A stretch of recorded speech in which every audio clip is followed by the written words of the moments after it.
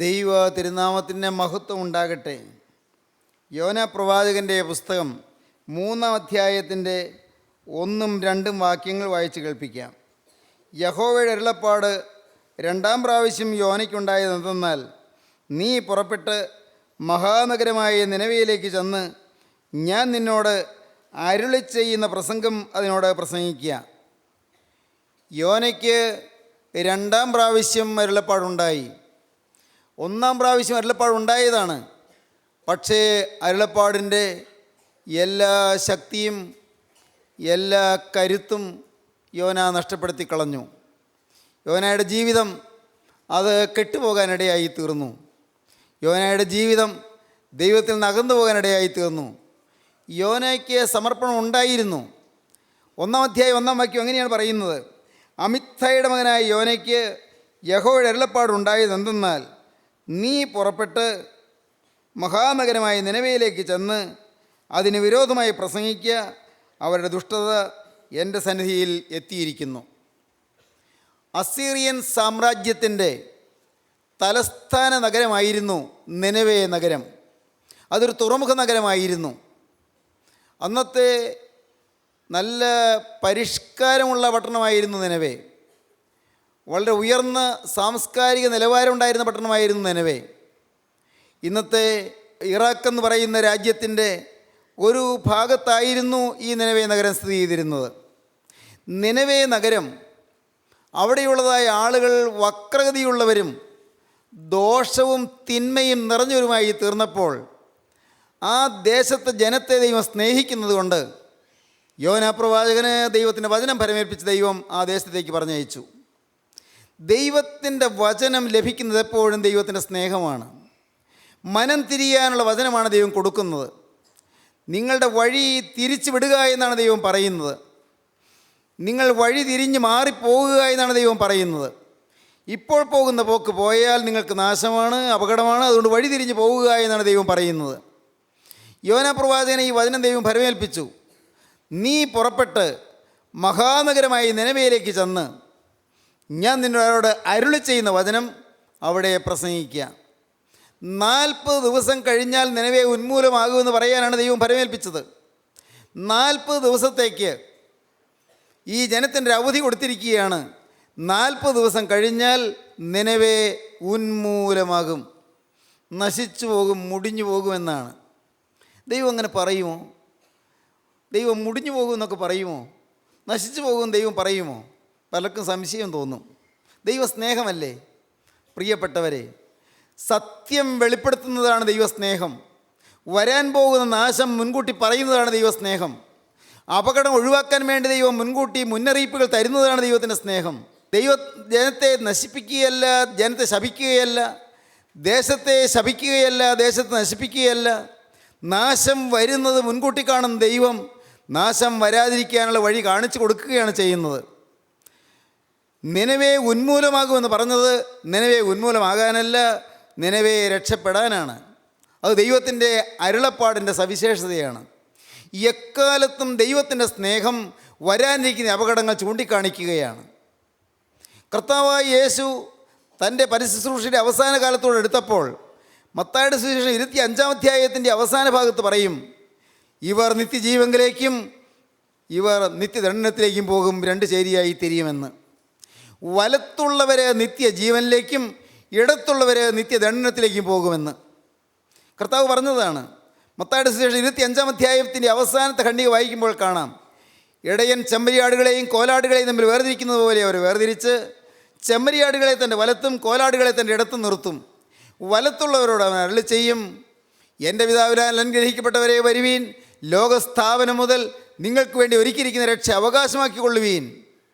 ഇടത്തുള്ളവരോട്, ശപിക്കപ്പെട്ടവരെ എന്നെ വിട്ട് പിശാചിനും അവൻ്റെ ദൂതന്മാർക്ക് ഒരുക്കിയിരിക്കുന്ന നരകാഗ്നിയിലേക്ക് പോകുകയും അവിടെ കരച്ചിലും പല്ലുകടിയും ഉണ്ടാകും. കർത്താവിൻ്റെ സ്നേഹമാണ് മുൻകൂട്ടി അത് തന്നത്. ഈ മുന്നറിയിപ്പുകളെ അവഗണിച്ചാൽ മഹാനാശം നമുക്ക് വരും.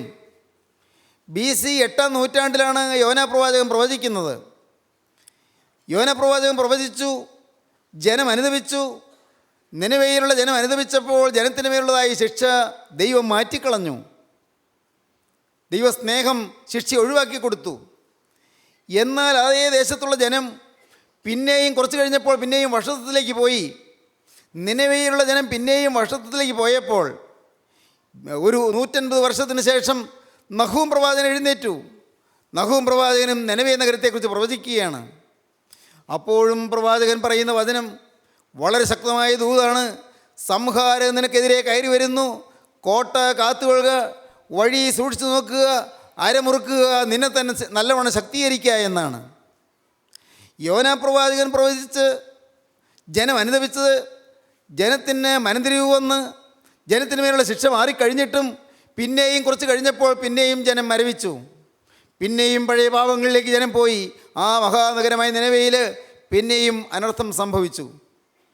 സഹോദരങ്ങളെ, നഹൂം പ്രവാചകൻ്റെ പുസ്തകത്തിലും ദൈവം പിന്നെയും വരാൻ പോയിരിക്കുന്ന മഹാവലിയ വിനാശത്തെക്കുറിച്ച് മുന്നറിയിപ്പ് കൊടുക്കുകയാണ്.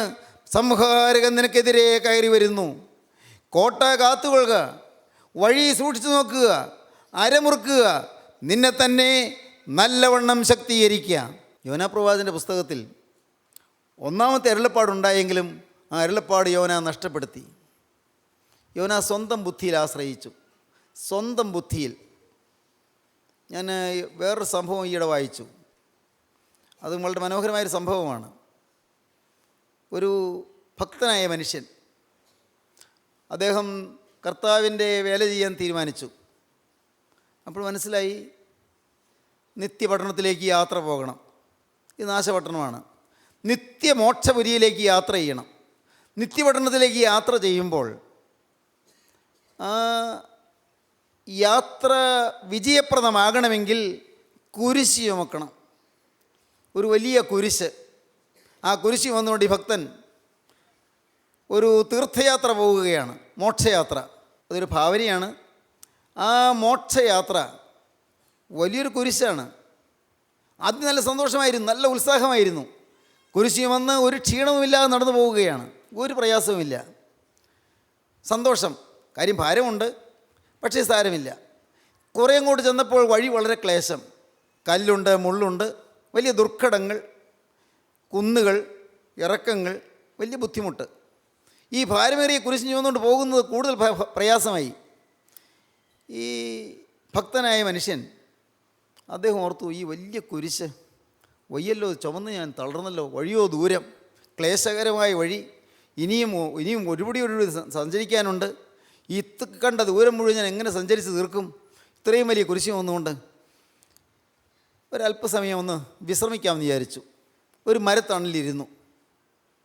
അപ്പോൾ അടുത്ത് ഒരു മനുഷ്യൻ, ഒരു മരം വെട്ടുകാരൻ, മഴ കൊണ്ട് ഒരു മരം വെട്ടിക്കൊണ്ടിരിക്കുകയാണ്. അദ്ദേഹം എഴുന്നേറ്റ് ചെന്ന് ചോദിച്ചു, എനിക്ക് ആ മഴ ഒന്ന് തരാമോ? അല്പനേരത്തേക്ക് കടം തരാമോ? എന്തിനാ? ഞാൻ ചെറിയൊരു കാര്യം ചെയ്തിട്ട് ഞാൻ പൊട്ടനെ തിരിച്ചു തരാം. മഴ കൊടുത്തു. മഴ എടുത്ത് ഇദ്ദേഹത്തിൻ്റെ ആ കുരിശിൻ്റെ അതിൻ്റെ നീളം അല്പം കുറച്ചു. കുരിശിൻ്റെ നീളം കുറച്ചു. എന്നിട്ട് മഴ തിരിച്ചു കൊടുത്തു. ഇങ്ങ് പോവുകയാണ്. ഇദ്ദേഹം മുന്നോട്ട് പോവുകയാണ്. ഇപ്പോൾ ഭാരമില്ല, കുറച്ച് ഭാരം കുറഞ്ഞു, വലിയ പ്രയാസമില്ല. കാരണം ആ നീളം കുറച്ചപ്പോഴേക്കും അതിൻ്റെ ആ ഭാരം കുറഞ്ഞല്ലോ. മുന്നോട്ട് പോവുകയാണ്. യാത്ര തുടർന്നു.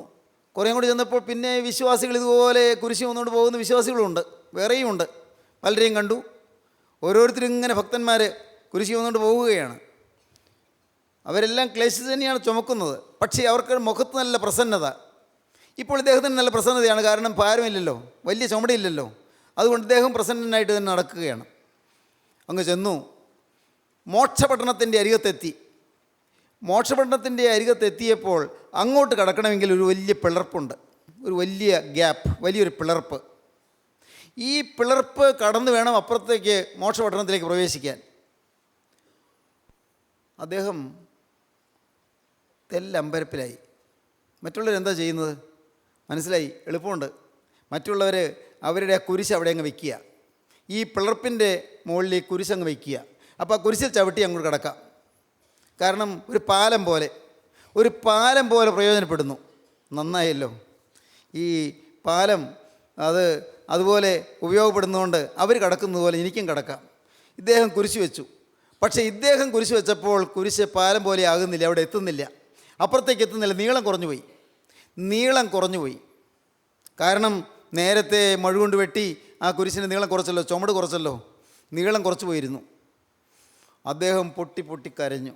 കഷ്ടം, ഞാൻ ആ കുരിശിൻ്റെ നീളം കുറച്ചത് കഷ്ടമായി പോയല്ലോ. അദ്ദേഹം ഇരുന്ന് കരയാൻ തുടങ്ങി. അദ്ദേഹം ദുഃഖത്തോടെ കരഞ്ഞു. മറ്റുള്ളവരെല്ലാം അവരവരുടെ കുരിശ് പാലമായി വെച്ചു, അവരപ്പുറം കടന്നുപോയി. പ്രിയപ്പെട്ടവരെ, ഇതൊരു ഭാവനയിൽ ഞാൻ വായിച്ചതായൊരു സംഭവമാണ്. ഈ ഭാവനയുടെ അർത്ഥം എന്താണ് നിങ്ങൾക്ക് മനസ്സിലായോ? നാം എല്ലാം എടുത്തിരിക്കുന്ന സമർപ്പണം എന്താണ്? ഞാൻ എടുത്തിരിക്കുന്ന സമർപ്പണം എന്താണ്? നിങ്ങളെടുത്തിരിക്കുന്ന സമർപ്പണം എന്താണ്? നാൾതോറും തന്നെ ത്യജിച്ച് കുരിശെടുത്തുകൊണ്ട് യേശുവിന് പിന്നാലെ പോകുക. നാൾ തോറും തന്നെ ത്യജിച്ച് കുരിശെടുത്തുകൊണ്ട് യേശുവിൻ്റെ പിറകെ പോകുക. യേശു പോയ അതേ കാൽ ചുവടുകളിൽ കൂടെ പോകുക. യാതൊരു തെറ്റും ചെയ്യാതിരുന്ന യേശുവിന് അവമാനമുണ്ടായി, ആക്ഷേപമുണ്ടായി, എതിർപ്പുണ്ടായി. സകലരും പരിഹസിച്ചു, എല്ലാവരും ഒറ്റപ്പെടുത്തി, എല്ലായിടത്തുനിന്നും എതിർപ്പുകളായിരുന്നു. ആരും താങ്ങാനുണ്ടായിരുന്നില്ല. പ്രിയപ്പെട്ട ശിഷ്യന്മാർ പോലും, കൂടെ നടന്നവർ പോലും കർത്താവിനെ തള്ളിപ്പറഞ്ഞു. ഒരാൾ ഒറ്റിക്കൊടുത്തു. അതിന് മുൻപന്തിയിലുണ്ടായിരുന്ന ശിമോൻ പത്രോസ് തള്ളിപ്പറഞ്ഞു. എല്ലാം കർത്താവ് മുന്നറിയിപ്പ് കൊടുത്തതാണ്. പക്ഷേ എല്ലാം കർത്താവിന് വിപരീതമായിട്ടാണ് ലോകത്തുണ്ടായത്.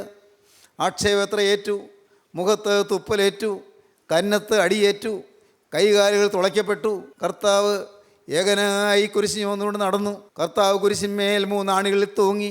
കർത്താവ് കുരിശ് ചുമന്നതുപോലെ നമുക്കുള്ള കുരിശ് ചുമക്കാനാണ് നാം ഓരോരുത്തരും സമർപ്പിച്ചത്. എന്നാൽ ഈ സമർപ്പണത്തിൽ നിന്ന് നാം പുറകോട്ട് പോകുക എന്നുള്ളത് എത്രയോ ഭയാനകമായ നഷ്ടമാണ്. ഇത് പാലമാണ്. ഈ കുരിശ് പാലമായി അക്കരയ്ക്ക് കടക്കാൻ ഉപയോഗിക്കുന്നതാണ് ഈ കുരിശ്. എന്നാൽ അതിൻ്റെ നീളം കുറയുന്നതുകൊണ്ട്, നാം നമ്മുടെ സ്വന്തം ബുദ്ധി ഉപയോഗിക്കുന്നതുകൊണ്ട്, സ്വന്തം നീതിയും സ്വന്തം ന്യായവും ഉപയോഗിക്കുന്നതുകൊണ്ട്, സ്വന്തം കാഴ്ചപ്പാട് ഉപയോഗിക്കുന്നതുകൊണ്ട് ഈ കുരിശിനെ നാം ചെറുതാക്കാൻ ശ്രമിക്കുന്നു. തന്മൂലം നമ്മുടെ സമർപ്പണത്തിൽ നാം പുറകോട്ട് പോകുന്നു. ദൈവത്തിന് സ്തോത്രം. ചിന്തിക്കുക, സമർപ്പണത്തിൽ നിന്ന് പുറകോട്ട് പോയി. എന്നാൽ ഇന്ന് സന്തോഷകരമായ വാർത്ത നിങ്ങളെ അറിയിക്കട്ടെ. യോനാ പ്രവാചകന് വീണ്ടും അരുളപ്പാട് കിട്ടി. 2ാം പ്രാവശ്യം അരുളപ്പാടുണ്ടായി. 1ാം പ്രാവശ്യം കിട്ടിയ അരുളപ്പാട് യോനാ നഷ്ടപ്പെടുത്തി കളഞ്ഞു. 1ാം പ്രാവശ്യം യോന എടുത്ത സമർപ്പണത്തിൽ നിന്ന് യോനാ വ്യതിചലിച്ചു പോയി. പക്ഷേ സ്വർഗത്തിലെ ദൈവം യോനായ്ക്ക് അവസരം കൊടുത്തു. ഒരു മഹാമത്സ്യത്തെ ദൈവം കരുതി നിർത്തി. യോനായ്ക്ക് വേണ്ടി, യോനായി എത്തേണ്ടടുത്ത് എത്തിക്കാൻ വേണ്ടി ഈ പ്രകൃതിയിലെ ഒരു മഹാമത്സ്യത്തെ ദൈവം കരുതി നിർത്തി. ഞാൻ വായിച്ചു, ആഫ്രിക്ക, ആ വൻകര മുഴുവനും, ആ ഭൂഖണ്ഡം മുഴുവനും ഇരുണ്ട ഭൂഖണ്ഡം എന്നറിയപ്പെട്ടിരുന്നു. ഇരുണ്ട ഭൂഖണ്ഡം. പരിഷ്കാരം ഉണ്ടായിരുന്നില്ല, സംസ്കാരം ഉണ്ടായിരുന്നില്ല. ഡാർക്ക് കോണ്ടിനെൻറ്റ് എന്നാണ് ആഫ്രിക്ക അറിയപ്പെട്ടിരുന്നത്. എന്നാൽ ആഫ്രിക്ക ഉണർന്നു. മിഷണറിമാർ വന്നു, സുവിശേഷം അറിയിച്ചു. ആഫ്രിക്കൻ ജനത ഉണർന്നു. അവർ സംസ്കാരമുള്ളവരായി തീർന്നു. അവർ നരഭോജികളായ മനുഷ്യർ, മനുഷ്യമാംസം പച്ചനെ തിന്നുന്ന മനുഷ്യർ നരസ്നേഹികളായി മാറി, മനുഷ്യ സ്നേഹിക്കുന്നവരായി മാറി. വലിയ ഉണർവുണ്ടായി. സംസ്കാരം വളർന്നു. ആഫ്രിക്ക ഉണർന്നു. ഈ ആഫ്രിക്കയിലെ സംസ്കാരത്തിൻ്റെ വളർച്ച എന്തായെന്ന് കാണാൻ ഇംഗ്ലണ്ടിൽ നിന്ന് ഒരു ബുദ്ധിജീവി ഒരിക്കൽ ആഫ്രിക്കയിൽ വന്നു. അദ്ദേഹം ആഫ്രിക്കയിൽ വന്ന് അവിടെയുള്ള ആളുകളുമായിട്ട് സംസാരിക്കാനായിട്ട് പല കുടിലുകളിലും കയറി ഇറങ്ങി. നീഗ്രോകളുടെ കുടിലുകളിൽ, ആ കാട്ടുജാതിക്കാരുടെ കുടിലുകളിൽ, അങ്ങനെ ഓരോ കുടിലുകളിലും അദ്ദേഹം കയറി ഇറങ്ങി സംസ്കാരം എത്ര കണ്ട് വളർന്നിട്ടുണ്ട് എന്നറിയാൻ. അദ്ദേഹം ഒരു വീട്ടിൽ ചെന്നു. ഒരു ചെറ്റക്കുടിലാണ്. അതിൽ വൃദ്ധയായ സ്ത്രീ ഇരിപ്പുണ്ട്. ആ സ്ത്രീ ഇരുന്ന് വേദപുസ്തകം വായിക്കുകയാണ്. വേദപുസ്തകം വായിക്കുന്നു. ഇദ്ദേഹം ചോദിച്ചു, നിങ്ങളെന്താണ് ഈ വായിക്കുന്നത്? ഇത് വേദപുസ്തകമാണ്, ദ ഹോളി ബൈബിൾ, വേദപുസ്തകമാണ് ഞാൻ വായിക്കുന്നത്. നിങ്ങൾ ഇതൊക്കെ വായിക്കൂ എപ്പോഴും? അതെന്താ വായിച്ചാൽ? അപ്പോൾ നിങ്ങൾ കുറച്ച് പരിഷ്കാരമൊക്കെ കിട്ടിയെന്നാണല്ലോ ഞങ്ങൾ മനസ്സിലാക്കിയിരുന്നത്. ഞങ്ങൾ ഇംഗ്ലണ്ടിലുള്ളവർ ഞങ്ങൾ മനസ്സിലാക്കിയിരുന്നത് നിങ്ങൾ ആഫ്രിക്കയിലുള്ളവരെ ഉണർന്നു എന്നാണല്ലോ, പരിഷ്കാരമൊക്കെ കിട്ടിയെന്നാണല്ലോ. അതിനെന്താ, പരിഷ്കാരം കിട്ടിയാലെന്താ കുഴപ്പം? അല്ല, ഇത്തിരി സംസ്കാരവും പരിഷ്കാരമൊക്കെ വന്നാൽ പിന്നെ ഈ പഴഞ്ച പുസ്തകം വായിക്കുമോ? ഇത് പഴഞ്ച പുസ്തകമോ? ഇത് കർത്താവിൻ്റെ വചനമല്ലേ, ദൈവത്തിൻ്റെ വചനമല്ലേ? ഈ സ്ത്രീ പറഞ്ഞു, ഇത് ദൈവത്തിൻ്റെ വചനമാണ്. നിങ്ങളിതൊക്കെ വിശ്വസിക്കുന്നുണ്ടോ? ഉണ്ടോ എന്നോ? മുഴുവൻ ഞാൻ വിശ്വസിക്കുന്നുണ്ട്. എനിക്ക് മുഴുവൻ വിശ്വാസമാണ്. ആട്ടെ, ഇതിൽ ഒരു മനുഷ്യനെ ഒരു മഹാമത്സ്യം വിഴുങ്ങിയെന്നും, ആ മഹാമത്സ്യത്തിൻ്റെ വയറ്റിൽ 3 രാവും 3 പകലും ആ മനുഷ്യൻ കിടന്നുവെന്നും, പിന്നീട് ഈ മനുഷ്യനെ കരയ്ക്ക് ഛർദ്ദിച്ചുവെന്നും, ആ മനുഷ്യൻ പിന്നെ പോയി പ്രസംഗിച്ച് നടന്നു എന്നൊക്കെ പറഞ്ഞത് നിങ്ങൾ വിശ്വസിക്കുന്നുണ്ടോ? മഹാമത്സ്യം വിഴുങ്ങിയെന്നല്ല, കടലാന വിഴുങ്ങിയെന്നല്ല, മനുഷ്യൻ കടലാനയെ വിഴുങ്ങിയെന്നാണ് എഴുതിയിരിക്കുന്നതെങ്കിലും ഞാൻ വിശ്വസിക്കും ഈ പുസ്തകത്തിലുണ്ടെങ്കിൽ. കാരണം ഇത് ദൈവത്തിൻ്റെ വചനമാണ്. നിങ്ങളോട് പറഞ്ഞിട്ട് കാര്യമില്ല, ബോധമില്ല. പരിഷ്കാരം ഉണ്ടായി എന്ന് പറഞ്ഞത് തെറ്റ്. പരിഷ്കാരമൊന്നുമില്ല, അല്പം പോലും സംസ്കാരമില്ല. ഈ സ്ത്രീ ചാടി എഴുന്നേറ്റു. ആ സ്ത്രീ ചൂണ്ടുവിരൽ ഈ സായിപ്പിന് നേരെ നിർത്തി. സായിപ്പേ, നിങ്ങൾ പറഞ്ഞല്ലോ ഈ വേദപുസ്തകം അല്ലായിരുന്നെങ്കിൽ ഇപ്പോൾ ഇത്രയും നേരം സംസാരിക്കാൻ ഇടവരില്ലായിരുന്നു. നിങ്ങളിപ്പോൾ എൻ്റെ അടുക്കളയിൽ എൻ്റെ ചട്ടിക്കകത്ത് കിടന്ന് നിങ്ങളുടെ ശരീരം പൊരിഞ്ഞുകൊണ്ടിരുന്നേനെ, നിങ്ങളെ ഞാൻ കൊന്നു തിന്നേനെ. ഈ വേദപുസ്തകമാണ് എന്നെ മനുഷ്യനാക്കി മാറ്റിയത്. ദൈവത്തിന് സ്തോത്രം. ഈ ബൈബിളാണ് എന്നെ സ്നേഹിക്കാൻ പഠിപ്പിച്ചത്. ഈ ബൈബിളിലെ കാര്യങ്ങളാണ് എന്നെ സ്നേഹം അഭ്യസിപ്പിച്ചത്. ഈ ബൈബിളിലെ യേശുവാണ് എനിക്ക് വേണ്ടി ക്രൂശിൽ വെച്ച രക്ഷകനാണ് സ്നേഹത്തിൻ്റെ പാഠം എനിക്ക് തന്നത്. അതുകൊണ്ടാണ് ഇപ്പോൾ നിങ്ങൾ ഇത്രയും നേരം സംസാരിക്കാനിട വന്നത്. ഇല്ലെങ്കിൽ നിങ്ങളിപ്പോൾ ജീവനോടെ കാണുകയില്ലായിരുന്നു. നിങ്ങളെ കണ്ട ഉടനെ ഞങ്ങൾ നീഗ്രോകൾ നിങ്ങളെ തല്ലിക്കൊന്ന്, നിങ്ങളെ കീറി മുറിച്ച്, നിങ്ങളെ അടുപ്പത്തിട്ട് നിങ്ങളെ വേവിച്ചെടുത്തേനെ. പ്രിയപ്പെട്ടവരെ, എന്താണ് ഈ പറഞ്ഞത്? യോനാ പ്രവാചകൻ്റെ പുസ്തകം അത് മനുഷ്യജാതിക്ക് എന്നൊരു സംശയ ചിഹ്നമാണ്, ഇന്നൊരു ചോദ്യ ചിഹ്നമാണ്. യോനാ പ്രവാചകൻ്റെ പുസ്തകത്തിൽ പറഞ്ഞത് സത്യമാണോ എന്ന് ചിന്തിക്കുന്ന ആളുകൾ ഇന്നുമുണ്ട്. എന്നാൽ അതിൻ്റെ സന്ദേശം എന്താണ്? രണ്ടാം പ്രാവശ്യം അരുളപ്പാട് തരും ദൈവം. സ്നേഹിതരെ, ഇന്ന് ഞാൻ വളരെ എളിമയോടെ നിങ്ങൾ ചോദിക്കുകയാണ്, നിങ്ങൾക്ക് രണ്ടാം പ്രാവശ്യം അരുളപ്പാട് കിട്ടുവാൻ നിങ്ങൾക്ക് ആഗ്രഹമുണ്ടോ? ആദ്യത്തേത് നഷ്ടപ്പെടുത്തി, ആദ്യത്തെ സമർപ്പണം പോയി, ആദ്യത്തെ തീരുമാനങ്ങൾ ലംഘിച്ചു പോയി, ആദ്യം ദൈവത്തോട് പറഞ്ഞ വാക്കുകൾ മാറിപ്പോയി, നിങ്ങൾ ഇതുവരെ എടുത്തതായി തീരുമാനങ്ങൾ ചിലതെല്ലാം നിങ്ങൾ ലംഘിച്ച് ദൈവസന്നിധിയിൽ നിന്ന് അകന്നു പോയിരിക്കുകയാണ്. പ്രിയപ്പെട്ടവരെ, പാപം നിങ്ങളിലേക്ക് വന്നിരിക്കുകയാണ്. പാപം വന്നപ്പോൾ നിങ്ങളുടെ ആത്മാവ് മരിച്ചിരിക്കുകയാണ്. നിങ്ങൾ കൃപയിൽ നിന്ന് വീണ് പോയിരിക്കുകയാണ്. ഗലാത്യലേഖനം 5-ാം അധ്യായത്തിൽ പറയുന്നത് പോലെ കൃപയിൽ നിന്ന് വീണ് കിടക്കുകയാണ്. എന്നാൽ ദൈവസ്നേഹം ഇപ്പോൾ നിങ്ങൾ ഉണർത്തിക്കൊണ്ട് പറയുന്നു, മകനെ, നിനക്ക് രണ്ടാം പ്രാവശ്യം അരുളപ്പാട് തരുവാൻ കരുണയുള്ള കർത്താവിന് മനസ്സിൽ തോന്നിയിരിക്കുന്നു. മകളെ, നിനക്ക് രണ്ടാം പ്രാവശ്യം അരുളപ്പാട് തരുവാൻ, നിന്നെ യഥാസ്ഥാനപ്പെടുത്തുവാൻ ദൈവസ്നേഹം ഇതാ നിൻ്റെ അരികത്ത് വന്ന് നിൽക്കുന്നു. നിനക്ക് വന്ന തെറ്റുകളിൽ നിന്ന് ഇനിയും നിനക്ക് മോചനമുണ്ട് എന്ന് കർത്താവ് പറയുന്നു. ഇനിയും നിനക്ക് ഉദ്ധാരണമുണ്ട്, ഇനിയും നിനക്കൊരു ഉയർത്തെഴുന്നേൽപ്പുണ്ട്, ഇനിയും നിനക്ക് മാനസാന്തരപ്പെട്ട് തിരിയാം, ഇനിയും നിനക്ക് തിരിഞ്ഞു വരാം, വന്നാൽ നിന്നെ കൈക്കൊള്ളാം എന്ന് കർത്താവ് പറയുന്നു. മുടിയൻ പുത്രൻ്റെ ഉപമയിൽ നാം കാണുന്നു, ആ ധൂർത്തപുത്രൻ അവൻ അപ്പൻ്റെ ഭവനത്തിലേക്ക് മടങ്ങി വന്നപ്പോൾ അപ്പൻ ഓടിച്ചെന്ന് അവനെ കഴുത്തിൽ കെട്ടിപ്പിടിച്ചു. അപ്പൻ ഓടിച്ചെന്നു, വാത്സല്യപൂർവ്വം ഓടിച്ചെന്നു. അപ്പൻ അവൻ വെറുക്കുകയല്ല, അവൻ ധിക്കാരത്തോടെ ഇറങ്ങിപ്പോയവനല്ലേ എന്ന് അപ്പൻ മത്സരിച്ച് നിൽക്കുകയല്ല, കോപിച്ച് അവൻ്റെ നേരെ പാരുഷ്യത്തോടെ നിൽക്കുകയല്ല. നേരെ മറിച്ച് അപ്പൻ ഓടിച്ചെല്ലുകയാണ്. ഈ മകൻ നിലവിളിച്ചുകൊണ്ട് വരുന്നത് അപ്പൻ കണ്ടു. അപ്പോൾ ഞാൻ നിന്നോട് സ്വർഗത്തോടും പാപം ചെയ്തു പോയി, നിൻ്റെ മകൻ എന്ന പേരിന് ഞാൻ യോഗ്യനല്ല, നിൻ്റെ കൂലിക്കാരിൽ ഒരുത്തിനെ പോലെ എന്നെ സ്വീകരിക്കണമേ എന്ന് കരഞ്ഞുകൊണ്ട് ഓടി വരുന്നത് അപ്പൻ കണ്ടു. അപ്പൻ ആ ശബ്ദം കേട്ടു. നിലവിളിച്ചുകൊണ്ടാണ് വരുന്നത്, കരഞ്ഞുകൊണ്ടാണ് വരുന്നത്. അവൻ പറയുന്ന വാക്കുകൾ അപ്പൻ്റെ ഉള്ളത്തെ തകർക്കുകയാണ്. അപ്പോൾ ഞാൻ നിന്നോട് സ്വർഗത്തോടും പാപം ചെയ്തു പോയി, നിൻ്റെ മകൻ എന്ന പേര് ഞാൻ യോഗ്യനല്ല, നിൻ്റെ കൂലിക്കാരിൽ ഒരുത്തിനെ പോലെ സ്വീകരിക്കണമേ. ഇതാണ് അവൻ പറഞ്ഞുകൊണ്ട് വരുന്നത്. അപ്പനത് കേട്ടു. അപ്പൻ ഓടിച്ചെന്നു പിടിച്ചു. അവൻ ഇത്രയും പറഞ്ഞു, അപ്പാ, ഞാൻ നിന്നോട് സ്വർഗത്തോടും പാപം ചെയ്തു പോയി, നിൻ്റെ മകൻ എന്ന പേരിന് ഞാൻ യോഗ്യനല്ല. അത്രയും പറഞ്ഞു കഴിഞ്ഞപ്പോഴേക്കും അടുത്ത വാക്ക് അവനെ കൊണ്ട് പറയിപ്പിച്ചില്ല. അപ്പൻ അവനെ കെട്ടിപ്പിടിച്ച് ഉമ്മ വെച്ചു. അവനെ ആലിംഗനം ചെയ്ത് അവൻ്റെ വായടച്ച് ഉമ്മ വെച്ചു. പ്രിയപ്പെട്ടവരെ, അപ്പനവനെ കൊണ്ടുവന്നു. അവൻ എടുത്തുകൊണ്ട് വരുന്നത് പോലെ അപ്പനവനെ കൊണ്ടുവന്നു. അവൻ്റെ കൈക്ക് മോതിരൊടിയിച്ചു, അവൻ്റെ കാലിന് ചെരുപ്പിടിപ്പിച്ചു, അവനെ മേൽ തിരുമങ്കി ധരിപ്പിച്ചു. അവന് വേണ്ടി നാളുകളായി തടിപ്പിച്ച് നിർത്തിയിരുന്ന കാളക്കിടാവിനെ അറുത്തു. അന്ന് വിരുന്നൊരുക്കി. ഇന്ന് പ്രിയപ്പെട്ടവരെ, രണ്ടാം പ്രാവശ്യം അരുളപ്പാട് ലഭിക്കാൻ ആർക്കെല്ലാം ആഗ്രഹമുണ്ട്? രണ്ടാം പ്രാവശ്യം അരുളപ്പാട് കർത്താവായ യേശു നിങ്ങൾ ക്ഷണിക്കുകയാണ്. പഴയ സമർപ്പണത്തിലേക്ക് നിങ്ങൾക്ക് മടങ്ങി വരാമോ? പഴയ തീരുമാനത്തിലേക്ക് നിങ്ങൾക്ക് മടങ്ങി വരാമോ? യേശുവിൻ്റെ പാദപീഠത്തിലേക്ക് നിങ്ങൾക്ക് ഓടി വരാമോ? ആ ക്രൂസിലെ സ്നേഹം നിങ്ങളെ നിർബന്ധിക്കുന്ന പ്രിയരെ, ക്രൂസിലെ സ്നേഹം നിങ്ങളെ മാടി വിളിക്കുന്ന പ്രിയരെ, ക്രൂസിലെ സ്നേഹം നിങ്ങളെ ക്ഷണിക്കുകയാണ്. മകനെ വരിക, മകളെ വരിക. നീ ഇനി എന്തിനു മാറി നിൽക്കുന്നു? എന്തിനു സംശയിച്ച് നിൽക്കുന്നു? നിന്നെ ആഴത്തിൽ നിന്ന് കരയേറ്റിയവനല്ലയോ നിന്നെ വിളിക്കുന്നത്? നിന്നെ സമുദ്രത്തിൻ്റെ അന്തർഭാഗത്തു നിന്ന് കരയേറ്റി എടുത്തവനല്ലയോ നിന്നെ ക്ഷണിക്കുന്നത്? നിന്നെ മത്സ്യത്തിൻ്റെ വയറ്റിൽ നിന്ന് പെരുവെള്ളത്തിൻ്റെ ആഴത്തിൽ നിന്ന് നിന്നെ കോരിയെടുത്തവനല്ലയോ നിന്നെ വിളിക്കുന്നത്. എത്ര ആപത്തുകൾ നിനക്ക് വന്നു, എത്ര അനർത്ഥങ്ങൾ നിനക്ക് വന്നു. അതിൽ നിന്നെല്ലാം ഞാൻ നിന്നെ ഉയർത്തിയില്ലയോ, നിന്നെ ഉദ്ധരിച്ചില്ലയോ, നിന്നെ സഹായിച്ചില്ലയോ, നിന്നെ രക്ഷിച്ചില്ലയോ, നിനക്ക് വേണ്ടി എൻ്റെ ജീവൻ വെടിഞ്ഞില്ലയോ. മകനേ, നിനക്ക് വേണ്ടിയാണ് എൻ്റെ ജീവൻ വെടിഞ്ഞത്. ഞാൻ മരണം രുചി നോക്കിയത് നിനക്ക് വേണ്ടിയാണ്. ഞാൻ ശിക്ഷ അനുഭവിച്ചത് നിനക്ക് വേണ്ടിയാണ്. ഞാൻ ശാപമേറ്റത് നിനക്ക് വേണ്ടിയാണ്. ശാപകരമായ മരണം ഞാൻ ഏറ്റുവാങ്ങിയത് നിനക്ക് വേണ്ടിയാണ്. മകളെ, നിനക്ക് വേണ്ടിയാണ് ഞാൻ കുറ്റമില്ലാത്ത രക്തം ചിന്തിയത്. ഇനിയും നീ പാപത്തിൽ രസിച്ച് ജീവിക്കല്ലേ, ഇനിയും നീ തിന്മയിലേക്ക് പോകല്ലേ, ഇനിയും നശിച്ചു പോകല്ലേ. നാശം നിന്റെ മുമ്പിൽ വന്ന് നിൽക്കുന്നത് കണ്ട് അതിവേഗം നീ മടങ്ങി വരിക. ദൈവസ്നേഹം വിളിക്കുകയാണ്, ദൈവസ്നേഹം ഓരോരുത്തരെയും ക്ഷണിക്കുകയാണ്. ദൈവജനമേ, ഓടി വരിക, യേശുവിൻ പാദത്തിൽ വന്ന് വീഴുക. ആ തിരുരക്തത്തിൽ ശരണപ്പെട്ടുകൊണ്ട് അവൻ്റെ പാദം മൊത്തിക്കൊണ്ട് അവനോട് പറയുക, യേശുവേ ഞാനിതാ വരുന്നു, എന്നെ സ്വീകരിക്കണമേ. എൻ്റെ യേശുവേ ഞാനിതാ വരുന്നു, എന്നെ സ്വീകരിക്കണമേ. എൻ്റെ യേശുവേ ഞാനിതാ വരുന്നു, നിന്റെ തിരുരക്തത്താൽ എന്നെ കഴുകണമേ. നമുക്ക് സമർപ്പിക്കാം, നമുക്ക് പ്രാർത്ഥിക്കാം.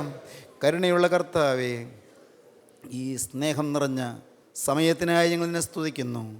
കർത്താവേ, കരുണയും സ്നേഹവും ഓളം വെട്ടുന്ന ഈ നിമിഷങ്ങൾക്കായി ഞങ്ങൾ നിന്നെ സ്തുതിക്കുന്നു. എല്ലാവരെയും തൊടണമേ, എല്ലാവരെയും തലോടണമേ, എല്ലാവരെയും അനുഗ്രഹിക്കണമേ. കർത്താവേ, രോഗികളെ സൗഖ്യമാക്കണമേ, മനോഭാരത്തിലിരിക്കുന്നവർക്ക് ആശ്വാസം നൽകണമേ, ശാപങ്ങൾ മാറ്റണമേ, ബാധകൾ നീക്കണമേ, ബന്ധനങ്ങൾ അഴിക്കണമേ, എല്ലാവരെയും വാഴ്ത്തണമേ. യേശുവിൻ നാമത്തിൽ തന്നെ ആമേൻ.